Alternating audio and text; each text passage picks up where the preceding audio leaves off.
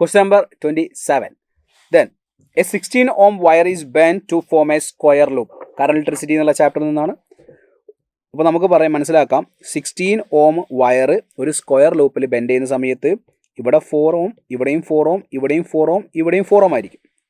A 9 volt battery with internal resistance 1 ohm is connected across one of it side. അപ്പോൾ ഒരു സൈഡിൽ നമ്മളൊരു battery connect ചെയ്യുന്നുണ്ട്, ഈ ഒരു സൈഡിന് അക്രോസ് നമ്മളൊരു ബാറ്ററി കണക്ട് ചെയ്യുന്നുണ്ട്, ഒരു ഇന്റേണൽ റെസിസ്റ്റൻസ് ഉള്ള ആളാണ്, റൈറ്റ്.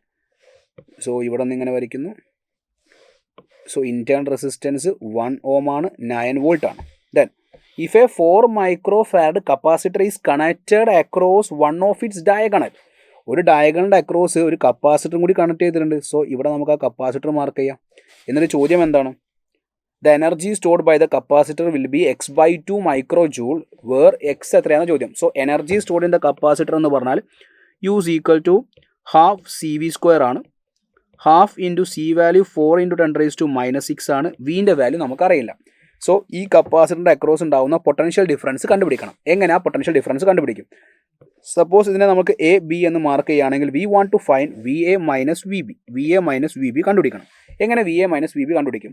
സോ ഞാൻ പറയുകയാണ്, ഈ സർക്യൂട്ടിലേക്ക് വരുന്ന കറണ്ട് I ആണെങ്കിൽ വാട്ട് ഈസ് കറണ്ട് I എന്ന് പറഞ്ഞാൽ E divide by R+R where capital R will be R effective. So ഇതിൻ്റെ റെസിസ്റ്റൻസ്, എഫക്റ്റീവ് റെസിസ്റ്റൻസ് പറഞ്ഞാൽ ഇത് മൂന്നും സീരീസ് കണക്ഷനാണ്, അതുമായിട്ട് ഇതെന്താണ്, പാരലാണ്. സോ ഇത് മൂന്നും സീരീസ് ആവുന്ന സമയത്ത് എഫക്റ്റീവ് എത്രയാണ്? 12. 12ഉം 4ഉം പാരൽ ആവുന്ന സമയത്ത് നമുക്കറിയാം effective will be big 1 divide by n+1.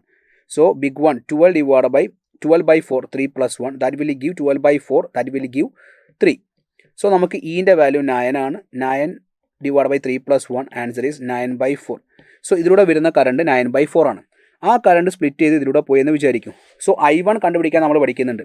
ഇതിലൂടെ വേറൊരു കറണ്ട് പോകുന്നുണ്ട്. സോ വാട്ട് ഈസ് I1 എന്ന് പറഞ്ഞാൽ രണ്ട് പാരലായിട്ട് പോകുന്ന സമയത്ത് ഏതിലൂടെയാണോ കറണ്ട് മൂവ് ചെയ്യുന്നത് അതിലെ കറണ്ട് അതിലൂടെ പോകുന്ന കറണ്ട് എടുക്കണമെങ്കിൽ തൊട്ടപ്പുറത്തുള്ള റെസിസ്റ്റൻസ് എടുക്കണം.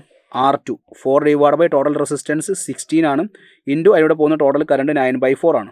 സോ 4 കട്ട് ചെയ്യുമ്പോൾ നമുക്ക് കിട്ടും 9/16 എന്ന്. I1ൻ്റെ വാല്യൂ എത്രയാണ്? 9/16.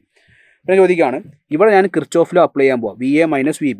സോ VA മൈനസ് VB എന്ന് പറയുമ്പോൾ അതിലൂടെ പോകുന്ന current into total resistance 9/16 into total resistance will be 8. Saw cut ചെയ്യുന്ന സമയത്ത് VA മൈനസ് VBയുടെ വാല്യൂ എനിക്ക് 9/2 എന്ന് കിട്ടും.